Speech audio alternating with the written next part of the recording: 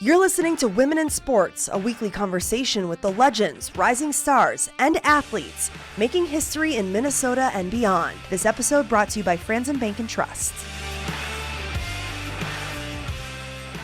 Welcome to the first ever episode of Women in Sports, the podcast. I'm Marielle Mose, and I am so excited to launch this weekly show with a powerhouse guest. You see her every Vikings home game on the sidelines. I'm not talking about KOC. I'm talking about Jacie Scott. She's entering her third year with the Minnesota Vikings cheerleaders. She is the head coach of the squad. And before that, she spent 4 years on the iconic Dallas Cowboy cheerleaders. She also was a Radio City Rockette. She's changing the game when it comes to pro cheerleading, and we're going to get into it today. Thank you so much for being here, Jacie. I am so hyped right now, the way you just introduced me. Well, your resume speaks for itself. I mean, it is so impressive. We're going to get into it. Yep. But I want to go back to the beginning because you obviously didn't just arrive here one day. You worked really hard. And I want to know, so first off, I know you're not from Minnesota. Where'd you grow up, and what's your earliest memory of dance? Ooh, okay. Born and raised in Louisiana girl, Southern roots. I grew up in Monroe, Louisiana, which is North Louisiana, smaller city. And I want to say, the ages always blend sometimes. Like I started when I was 4, and then I started when I was 6. I'm going to say 5 for today. Started when I was 5. The median. Dancing, yeah. And I'm trying to think of my earliest memories. The studio that I went to was Linda Lavender School of Dance. Ballet, tap, and jazz is where I started. And we also had a regional ballet company. So as I got a little bit older, ventured into that Twin City Ballet Company, started doing the competition circuit. And I want to say the first season, so we had a summer intensive that we would do. And I think the first year that I could go, I was maybe 10 or 11. Mm-hmm. And that was the first time I was exposed to a variety of instructors and styles. So it wasn't just ballet, tap, and jazz anymore. We got modern, we got hip hop, we got jazz funk, we got, she made sure she introduced us to Pilates, to Met Pilates, things like that. And then instructors from all over the world. And I think seeing that diversity, so I saw in our modern dance class, Diane Maroney was her name, Black woman. That was my first time seeing someone who looked like me in that, in that field, in that position. Male instructors, all ages, young, old. So it's like, oh, dance is like for everyone. I think that was the first time I remember thinking like, oh, the range is wild. And I loved it. I love who I could be on stage. I think I was, contrary to like my chattiness that you're going to experience the next, couple of minutes, I was a very quiet, kind of shy child. And I kind of turned into a different person on stage. Not a different person, but just like the true essence of me, I guess you could say. And just kind of fell in love with performing. And so that kind of, I guess, spearheaded that direction for me. I think so many dancers can relate to that. Like, if you're shy, you can speak 1,000 words with your body through movement, and they can relate to that, and it unlocks something in you. Dance is a universal language. Amen. Amen. Was there a moment as you got older where you were like, this is my thing? Like, I want to make this a career. I want to take this as far as I can go with it. I'm not going to lie to you. I never thought that dance could be a career for me. I was always, and I don't know why I did this to myself, imposter syndrome, whatever. I questioned my ability a lot. I graduated high school, went to Louisiana State University. I didn't think I didn't think I could major in dance, to be honest. So I chose mass communication, and I continued to dance at a regional dance studio or regional dance company down there, but also auditioned for LSU Tiger Girls. And being a part of that team, I mean, who they are now versus back then, oh my God. But like, even then, those skills of hard work, passion, pursuit of excellence, all those things kind of helped me by the time I graduated, be like, you know what, maybe I can continue dancing. Maybe I can pursue a life that incorporates that in some way, whether it's still as a hobby or as a career. So even then, when I graduated, I wasn't like, I'm going to be a professional dancer. I was like, I'm going to keep dancing. I don't know what that looks like. And after, in my senior year, I auditioned for Dallas Cowboys cheerleaders. And I went into that process. It wasn't like my dream is to be a Dallas Cowboys cheerleader. It was this could be cool. I'll go with a friend, and we're going to see what happens, and let's do it.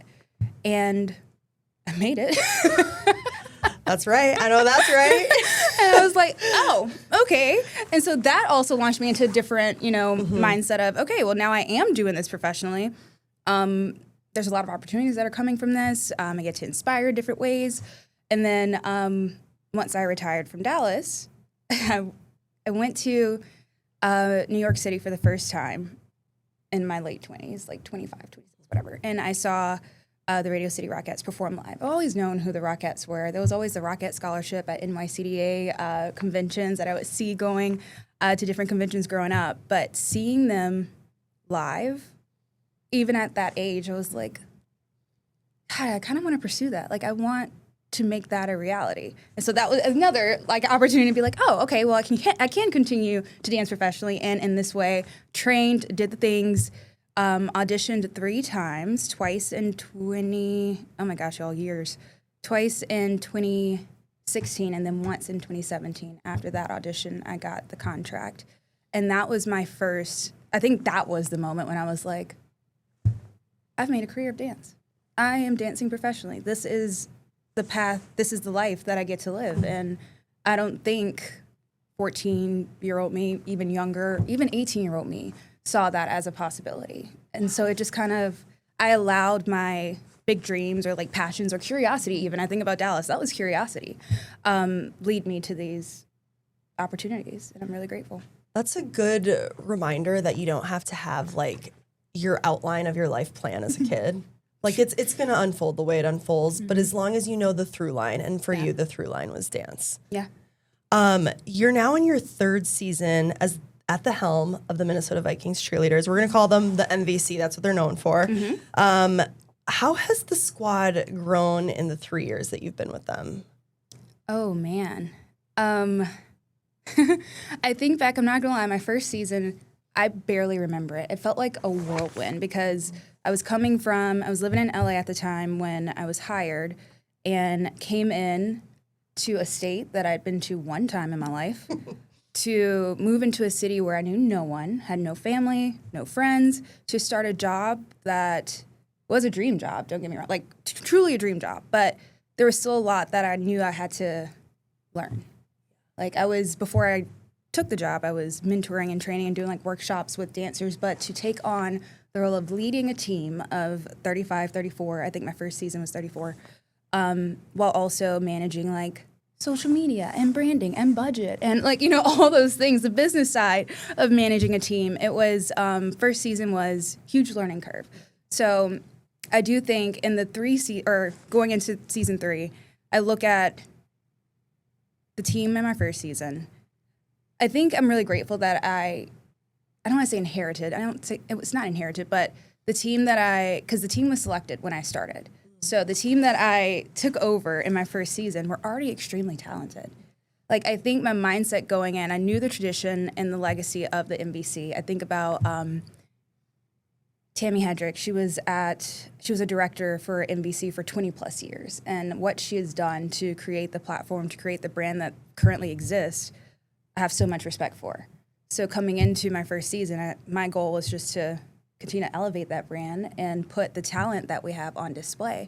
There's no reason why we shouldn't be, in the conversations with the Dallas Cowboys cheerleaders, just in a different lane, because what we do is so much.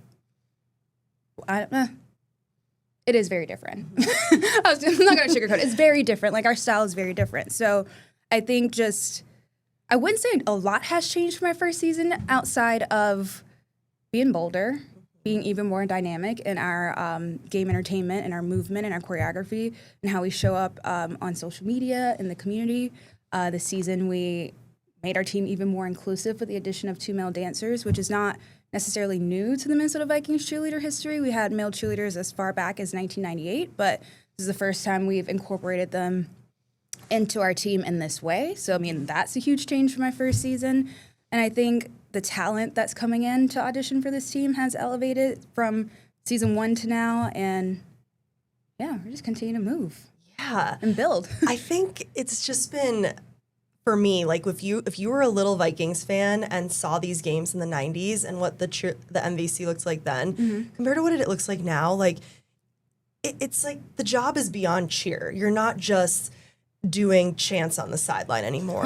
It takes an insane amount of skill to get onto the MVC. insane amount of strength and performance ability. It's just so much more beyond. Like for you, like what would you say is like you're trying to bring to this, or the goals you have for this squad to kind of take them away from the stereotypical cheerleader that we're used to from the days of yore? Yes. So I like to, I call it the duality of the cheerleader. Because in my brain, when I look at especially the talent that we have here, I don't know what the heck is in y'all's water. Literally. The Minnesota dance talent is insane. Like, I always knew about it. Even when I went to LSU, we would go to UDA Nationals, and we were always like, we cannot wait to see what U of M does because they're insane. And now to be here, kind of in this dance community in this way, and seeing that I can bring U of M talent into our Minnesota Vikings fold. I can bring other tremendous Minnesota dance talent into the fold. So why not highlight that? We don't have to stick to, that, for lack of a better term, just sexy movement on the sideline. We can be dynamic, we can be athletic, and we can be a little sassy and, flirty if we want to. But I think I try to, again, I said, play with the duality of cheerleaders. So on the sidelines, we're chanting. We are vocal. I remember, because back in my day in Dallas, I don't think I ever spoke on the sideline. I don't think I mean, unless I was like really hype and it was a great play and I was like, oh my gosh, yeah. But like, I wasn't often screaming, "Let's go Cowboys." That just was not. Interesting. That was not, and I don't know what it is now. That was 10 years ago, the last time I was on the field. So there's that. But I remember my first game as coach. I was sitting on the sideline just observing because I wanted to see what the MVC style was, and then kind of tweak, evolve, add, subtract, continue to innovate from there. And first game I remember watching, and the first time I heard an MVC yell, "Let's go," I was like, why did you speak? What is that? It caught me so off guard, but then I look at how the crowd reacted, and I looked at the fan engagement and was like, wait, no, this is how it should be. Yeah, So they're fans of this team too. Exactly. So For real. They're vocal on the sidelines. They have signs. They are doing very traditional cheer movements at times. Well, also anytime the music plays, they're dancing. They're turning aerials. They might do a tumbling pass if they have that ability. And then when you hit the in-game entertainment, I love being able to put those, athletic, technical dance skills on display. We have a whole end zone to take up. I like to treat it as a Super Bowl halftime performance, if you will. Love. Like that kind of vibe. As you should. Because why not? Let's take up a whole end zone. We got movement. So we have that, and then we also do our four-corner routines where they're dancing in their small teams, so about a group of 7 in each one, and a little bit less. It's still dynamic, but a little bit less movement, less choreography play. So I think really wanting to showcase how versatile they are. We don't have to just be rah-rah poms. We can be jazz without poms. There have been times where we've done a dance without the poms, and it looks great. Yeah. Can you kind of tap into just your stance on getting away from cheerleaders being something that was created for the male gaze, and how there's so much more than that now? Yeah. And speaking to your current roster, they're breaking that norm and proving why there's so much more. They're true athletes. They're not just there for someone's attention. Yeah.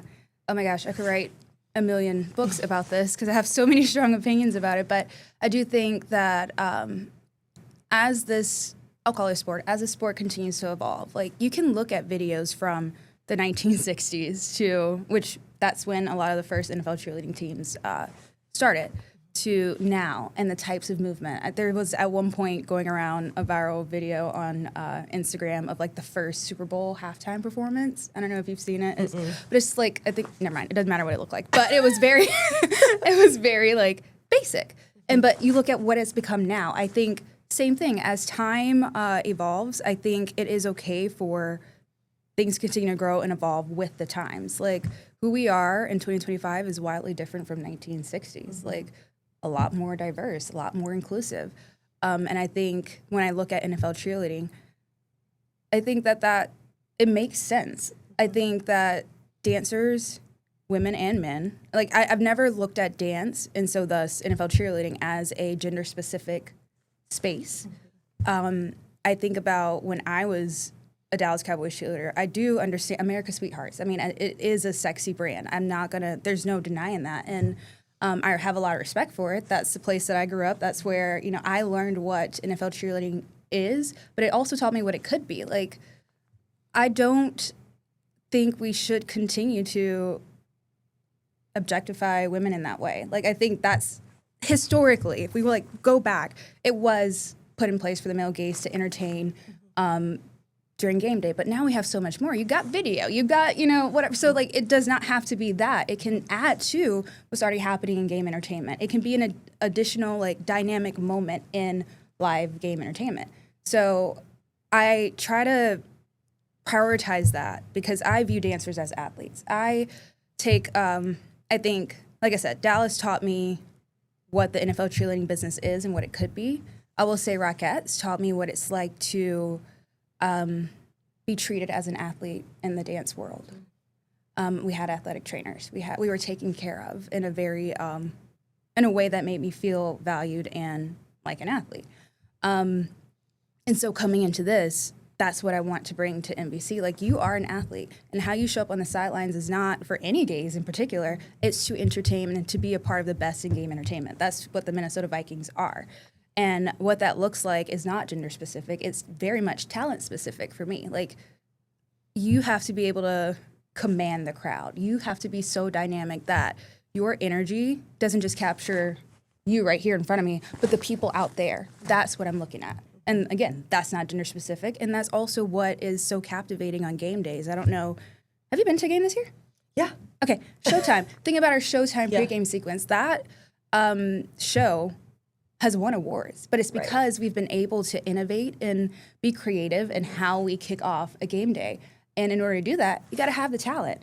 And that's where the MVC come in. And that's how I want them to be seen as, not as pawns on the sidelines. They are actively a part of the game day experience and game entertainment. And that's the priority. And I think that when NFL cheerleaders are viewed in that way, the industry is so much better. And this is also not to say that there's anything wrong with, I go back to duality. You can be sexy, but you can also be athletic. You can also be dynamic. You can also be the best in game entertainment. I think there's a world where all of it can exist. And I know that each team is a little different. Each franchise or each team is reflective of their franchise. So that's that too. But viewing them as a part of, or viewing NFL cheerleaders as a part of the live game entertainment experience is more of a priority than just hot women on the sidelines to watch.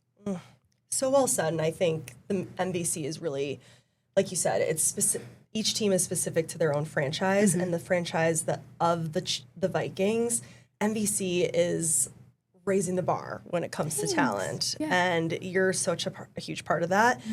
I feel super lucky because you brought me in to the audition process for this season. Sure did. Round one, which was, to this day, the coolest experience I've had in my career. I enjoyed it so much as a former dancer. I was just in heaven. I'm like, I could keep watching talented people dance for their lives all day long. But what really stood out to me in this process was seeing you be decisive throughout each round and choosing who makes it. And two things stood out. One, you were big on saying, there's something about this dancer. I just love their personality. I know they have low marks, but I want to see them go on. One, I think they need that. They deserve it. And two, there's just something about them that I just believe in, like personality-wise. Like you were just, you gravitated to them as a dancer and a person, and that was enough for you, for them to make the next round. Two, you didn't care at all about the body type of a dancer. You said, if you're talented, if you're good, you move on to the next round. I don't care if you don't have this quintessential cheerleading look that society has put in place. That really stood out to me. Can you tell me a little bit about your audition process and what you do to make sure you're putting the best people on MVC? Like, where does that come from? Ooh, let me think. I have a couple of things. I don't subscribe to traditional beauty standards or whatever that is. I think all bodies are beautiful. I think all bodies are capable. I think our dance industry, I think there's a lot of, there can be a lot of trauma associated with your body as a dancer. And for this experience, for MVC, I don't think that needs to be a part of it. If you are capable of surviving the audition day, because as you know, it's a long day. If you have the physical ability to do that, that's really all that matters. And you'll look fine in the uniform. Like that's my priority is entertainment. And if you are captivating and also a good human, but I'm not going to I'm not putting pressure on what you look like. I think, again, there's no specific body to be a dancer. So there's that. Two, when we do the audition process, very, very, as you know, there's so many rounds. It's very layered. The open audition process, I try to treat that's the only audition process actually that I judge. I do not judge finals. But the open audition is where I like to weed down to the pool of potentials. So what I'm looking for is, and I think I kind of say this to the judges, I'm looking for who could possibly end up on the sideline? Who is captivating you? Who do you see, or who can you imagine on the big screen? And you are just like, oh, wow, I love that energy. I enjoy this. That's kind of, and then we also have our rubric with technique and certain things that we look for. So in the open audition process, I try to stay true to kind of that measurement, the potential, based on technique, based on entertainment value, based on showmanship. And then as we move past the open audition round, we have our interviews and we have training camp, opportunities to really get to know the individual. And in that time, it's really fun so interview, for example, we get to ask them questions, see how can we send this person out into the community to represent the brand? Would they be a good ambassador for the Vikings? But also an opportunity for me to get to know you as a human, because I do want great humans on the team. You know, I think I'm very big on our team culture, and that kind of helps me create that. Like knowing, okay, this individual, I know where their values are. I know, what their purpose is or what makes them go, and it does align with our Vikings values. We're really big on all of our values. I could name, I won't list them all out, but like that is important to us, that we are embodying those values. And then in training camp, I get to see how they train, how they receive feedback, how they interact with other people on the team. Could this person actually be a great teammate, or are they a soloist? Which there's nothing wrong with being a soloist, but this is a team. So I need that camaraderie. I need that,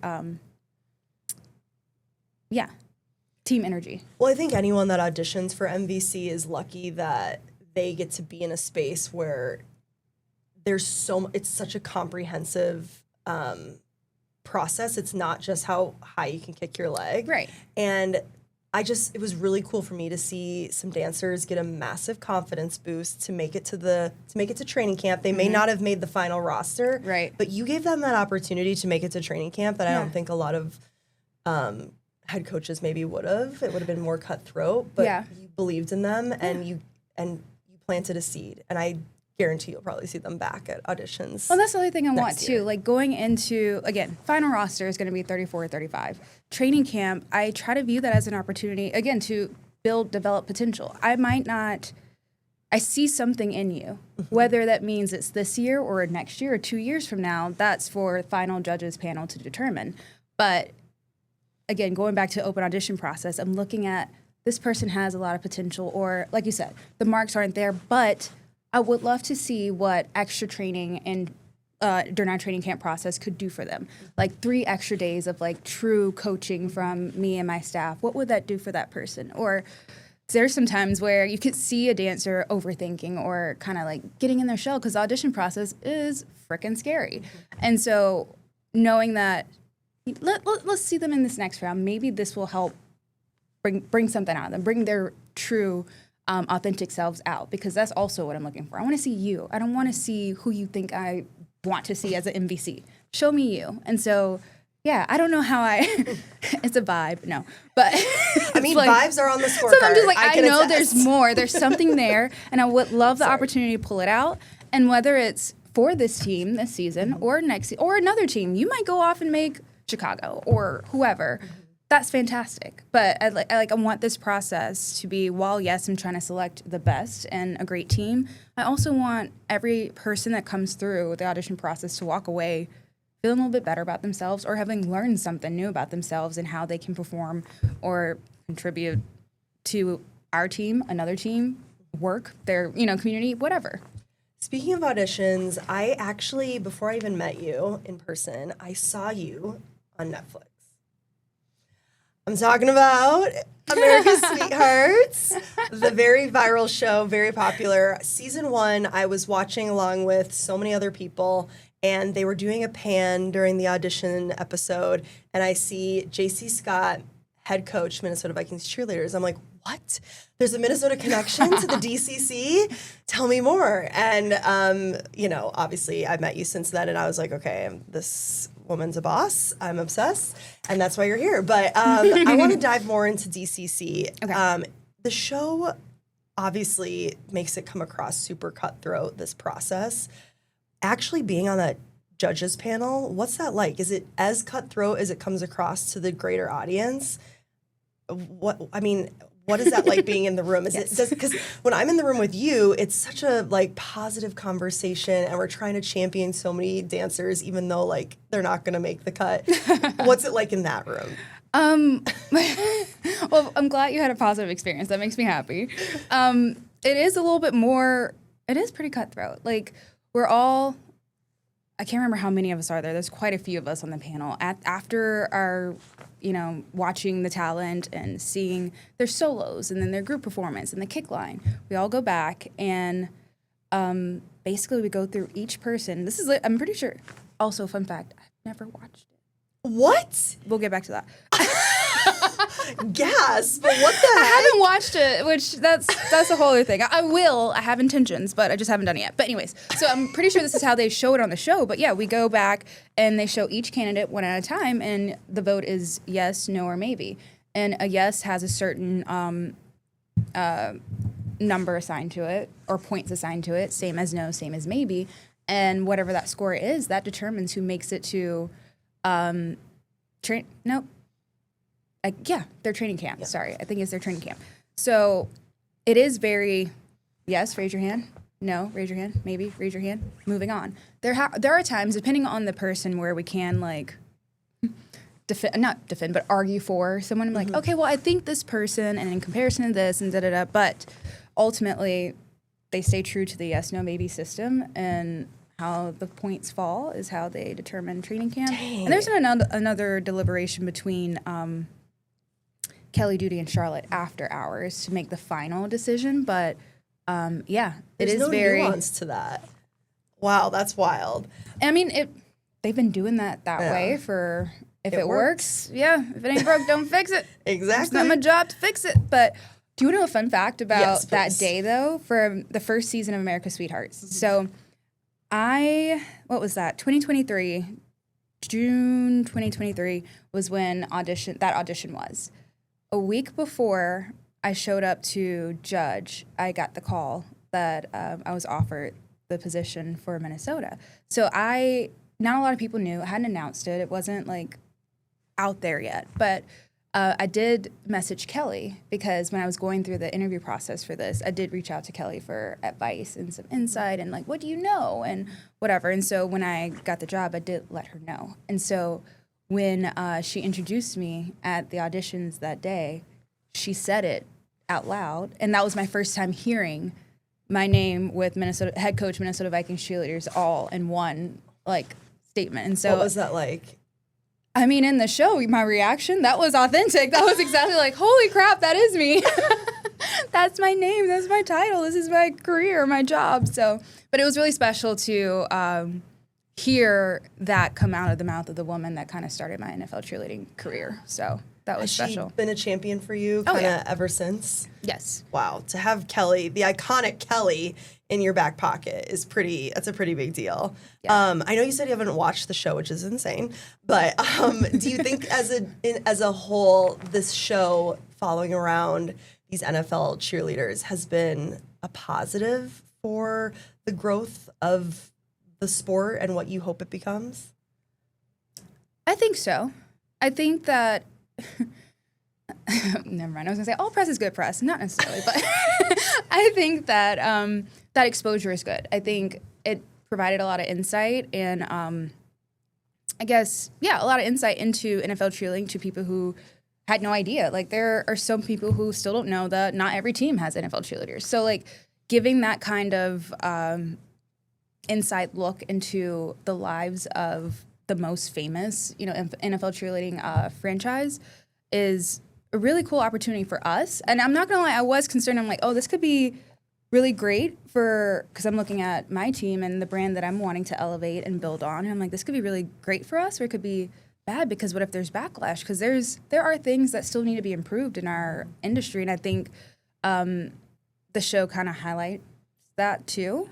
I'm speaking as if I haven't watched it, but I've seen the headlines from it. So there are things that have come out of it that kind of showcase the good and the bad of this industry. And so it's like this could either paint us in a really negative way, or it can encourage people to continue the dialogue and push for change and make this experience better for all NFL cheerleaders, not just one specific, group.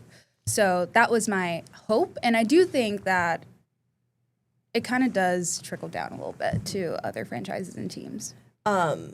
Season 2 is really primarily about the pay. Yep. And I'm wondering, have you felt the trickle down at NBC? I know that all of your dancers, this is not their full-time job. Mm-hmm. They do this as just a passion project, pretty much.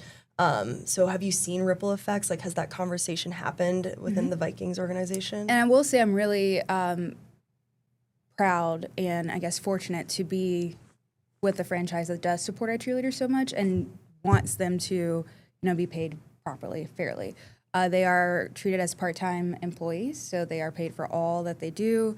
And the conversations continue as we continue to evolve and elevate the brand. We will continue to have those conversations and advocate for, I guess, the experience that I know and I think they know they deserve. And awesome. So I think the brand and the franchise is super supportive of that, and I'm really grateful for that. So they're getting paid for appearances. Oh, not just, yeah. Oh, good. We got good, yes, good. Yeah. Love hearing that. And then you mentioned it that you feel so lucky that the MVC just kind of naturally gets the U of M, the 23-time national champion Gopher dance team. I'm so obsessed with them. When they graduate, it's a natural fit for so many of them to audition for you. And many of them, if they audition, probably usually make the squad because they're extremely talented. Yeah. Do you hope that the NFL cheerleading can kind of become that pipeline for college dancers? Because college dance is really popping off. I've obviously covered it extensively. Yeah. And these women need a place, and men need a place to go. Yeah. I would love for that to be the case. I want that. It's such a natural, in my opinion, progression. Sometimes in the dance community, it's hard to view NFL cheerleading as a valid professional dance experience because of the way the pay situation has been in the past. And I think, with the show and conversations continue to happen and the industry continuing to evolve and showing or creating more inclusive space, again, the inclusion of guys, male dancers, showcasing more dance talent and routines, the way they're showing up in the community on social media, all those things. But NFL cheerleading, I think, is becoming more of a attractive option for college dance team members. So I hope that it continues that way. I hope that we continue that pipeline with U of M and other universities. You have St. Thomas out here. There's so many pipelines that we can tap into here in Minnesota, but I look at other teams in the league and hope that that's the case for them. I know Dallas has gotten quite a few, Ohio State, LSU. So yeah, I think that it's becoming that, and there's no reason why it shouldn't. Yeah, and like I said, you're so lucky that you have a plethora of talent here, homegrown in Minnesota, that wants to continue dancing well past college. Guys, come audition. I'm kidding. Come say hi. I want to change pace here for a second. We have a rapid fire section of questions for you. So just first thought comes to mind, let it rip. Here we go. Favorite sports team as a kid? Oh, you're going to get me in trouble. That's okay. The Saints. I was going to say, I know it's not a Minnesota team. She said the New Orleans Saints. Yep. Fave team now? The Minnesota Vikings. There we go. Got you on the right side. Current hype song? Okay, this is it's not lame. It's fine. One More Time, Daft Punk. I play it before every game because we have to arrive at the stadium at 6 a.m. So I blast it. Daft Punk, we gotta they need a new album drop. I miss them. It brings out the good in me, you know? Yes, I love. Well, speaking of pregame ritual, before game day, what is a ritual that you are superstitious about that you have to do? I always start my game day morning with my Sparks Joy playlist. And the first song that I play is a song called You Gotta Be by Desiree. I don't know if you ever heard of it, but it's like my personal anthem. So it's just like all right, we're grounded because it's also 5 a.m. and you're getting ready for game day. But this is my grounded song. And then my playlist gets hype and we end it with Daft Punk as we roll into the stadium. Love. Where do you find joy outside of the NFL stadium, outside of cheer? Everywhere. No, kind of. I find joy in people. I love connecting with my friends, family. Find joy in my yoga mat. The thing keeps me sane. Same. Find joy in food. Love a good restaurant tryout. I find joy in journaling. And yeah, I think that's the little things. I try to cherish the little moments because it's so easy to take them for granted. Mm-hmm. And what's one piece of advice that you've been given in your life? It doesn't have to be related to dance, but that has always stuck with you. It's so simple. That's the first thing that came to mind, though, was be you. I think, and this is also coming from a place of all my life, I was always trying, not all my life, but like growing up, when you're not so sure about who you are, it's so easy to like try to be someone that you're not, when ultimately just be you at the end of the day. And the right people will come, the wrong people will go, the right opportunities will land in your place, and yeah, just be you. That's such good advice. You'll have no regrets. Yeah, there's no other version of you out there. Yeah, be you. I love it. And I feel like you really carry that through your audition process with NBC. Like, you want these dancers to just be themselves, and that's what gets you farther. I think authenticity is so valuable and so needed, and more than just this industry, but just in life in general. Like, individuality is so easy to be something you're not, but it's so much harder to show up and be you. And that's when true magic happens. Like, when I think about my MVC, all 34 of them are super, super incredible. And when I see moments where they're just being them on the sideline, like, I think about my rookies this year, and that transition from not being on the team to trying to figure out what it means to be an MVC while also being myself in that role. And when you see them find that, I'm like, there you are. That's you. I think about Louis, I think about Blaze on the sidelines, and them finding their voice and their individuality, authenticity. It's just, I don't know. It's beautiful. They've sadly had to do a lot of that this year. They sure have. Been forced to, but I think by them being themselves, it's been the greatest armor they could ever have. Yes, and I might get emotional, but I'm just so proud of them.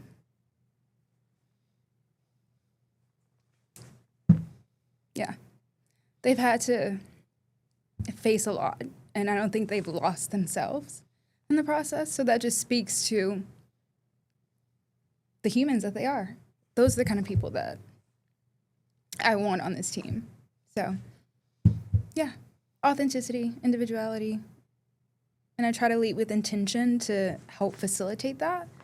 So, yeah, I'm proud of them. Love that.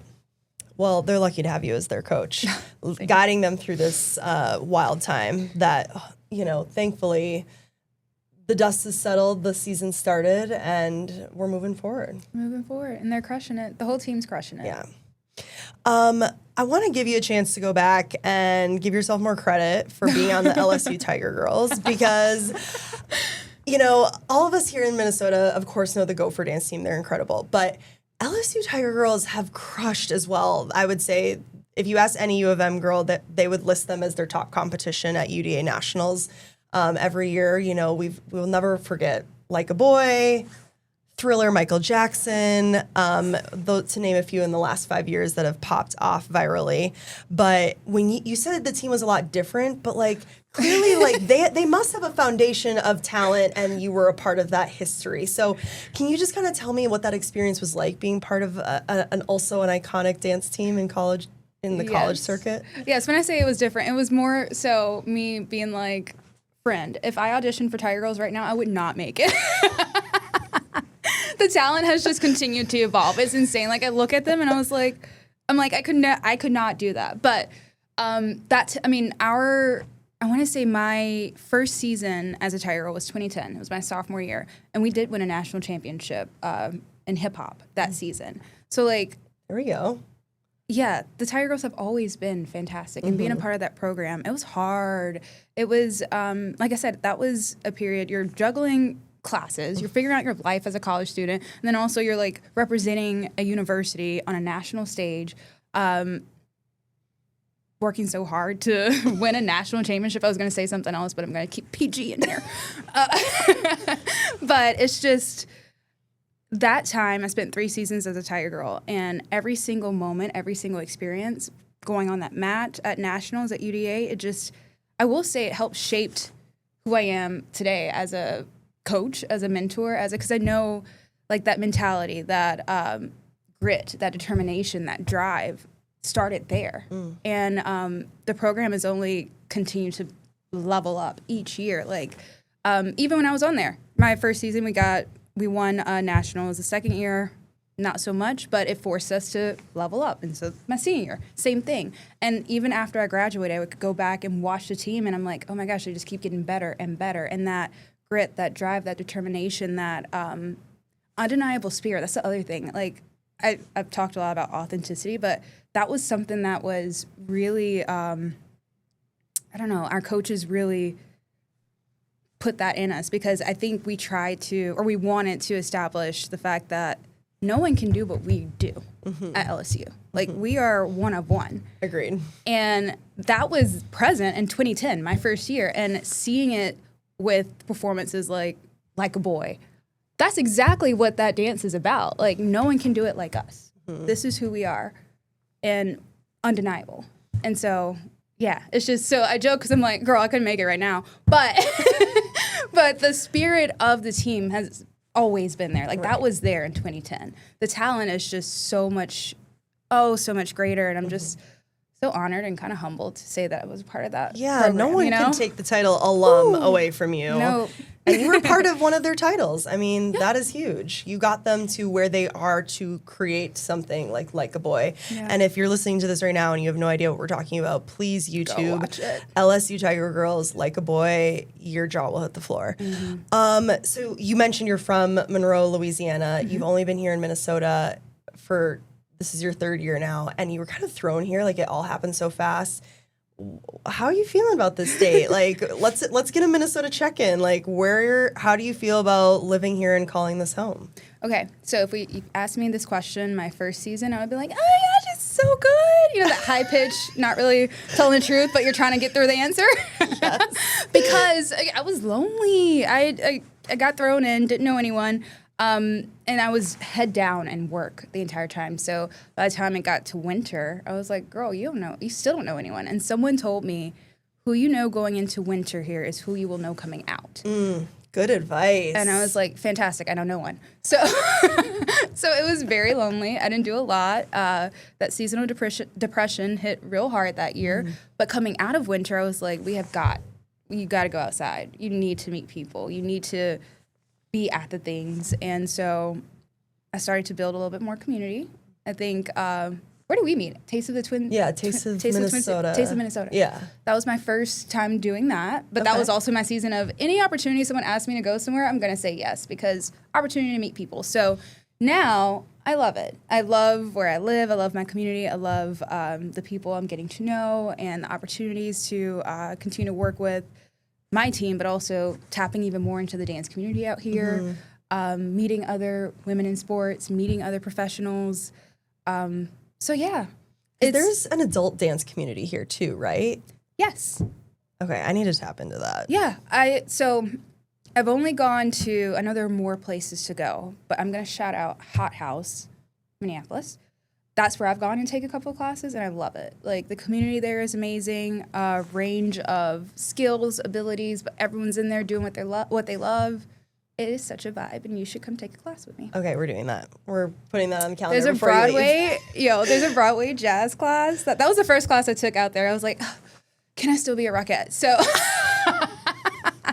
can I still kick? Probably not. But I'm gonna go take this class, and it was phenomenal. So yes, there are spaces. I think I wish there were more spaces, Same. but they are there. So tapping into that has been also really good for the soul. Good. So when I know you kind of talked about the yoga mat, adult dance classes. When you're not coaching and you need to just treat yourself, what are you doing? Is it a good TV show, a movie? Is it taking yourself to the movie theater or a play? Like, what is the treat yourself kind of lazy recharge? Okay. I'm going to be so honest. Some people Please. think this is not great or gross, but I love a bubble bath. I love Bubble baths are in. Like, I love to turn my bathroom into a spa. Yes. Cut the lights, put the candles on, run the bubble bath, get a book. Love. And I'm in there, and it's great. No screen time. No screen time. To be honest with you, I get really overstimulated just with all the things that there's always music playing. There's always, like, so many things happening in my brain and in my work life that sometimes I can't watch. It has to be a very specific time of year for me to start a new show because I'm like, I don't have the capacity to follow the storyline right now. So I have like a long list of shows that I need to start once I'm less, crazy. But I watch the same shows over and over. So adding to that, my comfort show is Murder, She Wrote. I love how your comfort show has the word murder in the title. I know, okay. But are you familiar with that show? I'm familiar, but I didn't watch. Angela Lansbury, J.B. Fletcher, widow, solving mysteries in small town Cabot Cove. So we're talking like old school. Old school, like my mom 80s, watched this. 90s, exactly. Now I know what you're talking about. Exactly. So it's not real like murder. It's not scary murder. It's like whodunit. Cheesy whodunit mystery. And the opening credit song is just, it sparks joy. I don't know. Oh my gosh. Okay. So You and my that's what mom I'm doing. need to talk Watching about Murder, that. She Wrote and hitting a bubble bath. Maybe I'll treat myself to a solo date dinner before gosh. that. You an old soul, Jacie. I am. Okay, so when you're at a home game on the sidelines, headset on, you're focused on your dancers, your cheerleaders. There's dozens of little girls in US Bank on game day. Maybe they came with their dad or brothers and they're just huge football fans, but their eyes are on you guys as well. Yeah. What do you hope that they see when little kids look down at you on the sidelines and NBC? I hope they see that they can, whatever that thing is. Like, you can do whatever your big dream is or your big goal, your heart's desire. You can do it. If that means that thing is being on the sideline at US Bank Stadium, yeah, you can. Whether you're a little girl or a little boy, yeah, you can. Whether that's going out for your school play, that's whatever, auditioning next week, yeah, you can. Like, I think when I look at NBC, and yes, I've talked a lot about what they do on the sideline and in the communities, but they also have their own lives. Like you said, they have a full-time job on top of this. So they're juggling their personal lives, their careers, their responsibilities as a cheerleader, and they still show up at such a high level. They show me every day that, yeah, you can. You are wildly capable. And so I hope that when those young people are looking on the sideline, I hope they're inspired and motivated and, get that fire to just go for whatever that thing is. We end every episode with these final two questions. Who's the sports sis you're hyping these days? Oh, babe. I have a few. But the first one, I'm going to say our coach and manager for MVC. She is Karen Storkamp. She is the woman that is helping me run the ship and guide it and build on it. She's been with the team for, 13, maybe 14 seasons. Karen, I'm so sorry if I butchered that for you, but a long time. 7 seasons as an MVC herself, and now on the other side, yes. And I feel like she's someone that has so much passion for this program and does so much behind the scenes, not for any credit, not just because she loves it so much. So I love hyping her up because it just brings out the best in her, and she deserves that. So her, right. Go Karen. Go Karen. Not me pulling out my roster of people. I do want to hype. I think about the other directors and coaches in NFL cheerleading who are also trying to change the game just like me. I think about, we have a directors conference every year, so I get to meet and fellowship and connect with them. But some of the ones that come to mind that I've leaned on so much the last couple of seasons, Casey with the Texans, Tiff with the Raiders, Jade with the Commanders, and then honestly, all of the NFL cheer directors, because we all have our own different challenges and hurdles, wins, losses, and we're all navigating it in our best ways. And I think we all want the same, better for this industry. Love that. It's great to hear that there's like so many other women, strong women like you, leading the charge for these other NFL cheer teams and also trying to make a big difference. That's huge. Yeah. And lastly, what's your why, Jacie? Why do you do this? What gets you up in the morning? You want me to cry, don't you? I mean, we got some tissues for you. I think I'm really passionate. I have two things. One's a little bit more emotional. One's a little bit more whatever. But I'm really passionate about people feeling seen, heard, and valued. That is something that in all my endeavors, I try to prioritize. So when coaching my team, when mentoring youth, when whatever, I think there's so much value in that, because then going back to my whole individuality thing, people are empowered to show up as their best selves if they feel seen, feel heard, and feel valued. Also, I lost my mom to pancreatic cancer when I was 18. And I think this is heavy on my mind because this month is Crucial Catch month for all the NFL teams. So like there's a lot of spotlight on awareness and early detection. And so it makes me think about my mom a lot. But she was also someone that helped people, especially youth. She was really passionate about that, but help people see who they were and who they could be, like who they are and who they could be.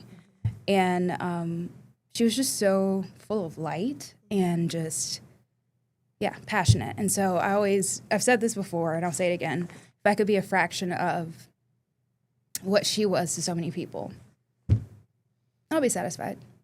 So that's what keeps me going a little bit. Did she get to see you accomplish your dream to be the head coach of MVC? In her own way. Yeah, she's there. Yeah. She did get to see me perform once as a LSU Tiger Girl. Okay. So I think maybe she saw, okay, she's going to be great after that. Well, I know. I mean, I know you've heard this a million times, and I know you know this, but she's so freaking proud of you, and so are we. Like, you've accomplished so much, and you raised the bar for so many women who love dance and want to make a career out of it. You prove to us that you can. Yeah. So Thank you. forging ahead, Jacie.